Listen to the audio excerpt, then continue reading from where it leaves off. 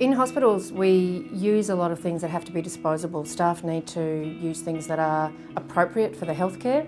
And so we create a lot of bits of plastic, a lot of things that we have to throw away. That all has to go to landfill, and there's a huge cost for us and for the community about us creating that much landfill.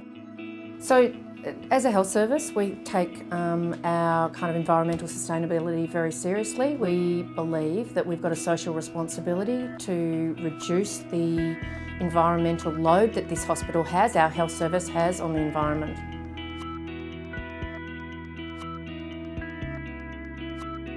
The PVC program is about recycling PVC, saving money and using a valuable resource rather than chucking it into the tip.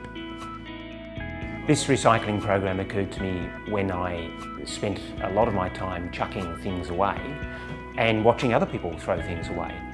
And it was relatively easy to find people who agreed with me that we've got to do something about it. And so from there we said, well, let's work on some products that are going to be easy. PVC was definitely one of those because it's a pretty defined sort of product. And we met with a recycler and we took off from there. Plastics make up about 32% of the waste volume in healthcare, and that's increasing over time.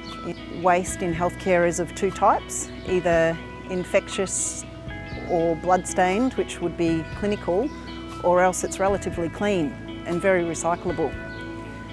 PVC is one of these great products that is easily recognisable and recyclable. The PVC recovery program is best placed in predictable workflows. It's great in theatres, it's great in dialysis. When we've had a long theatre case run and they'll have gone through 3 or 4 litres of fluid, the girls will put the empty bags on the patient's bed to bring out, and we'll just chuck it into the bin in recovery.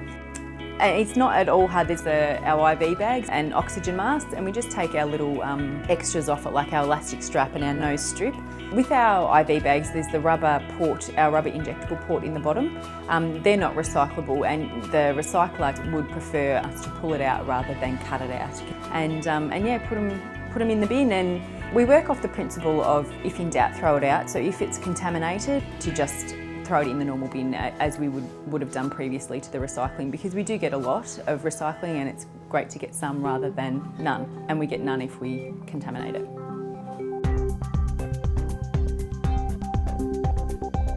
PVC is very recyclable plastic. My whole business relies on sourcing PVC, and in many instances we find ourselves running short of feedstock to supply existing markets and potential markets if there are enough feedstock. The beauty of the particular material that we're talking about here, the IV bags and masks, etc., is in fact it's a very neutral colour. So we can in fact create other than black. We can make reds, blues, whatever, that do add a little bit of a high value to the product. So PVC is very recyclable, and we're aiming to embark on this program with a view to getting a whole lot more.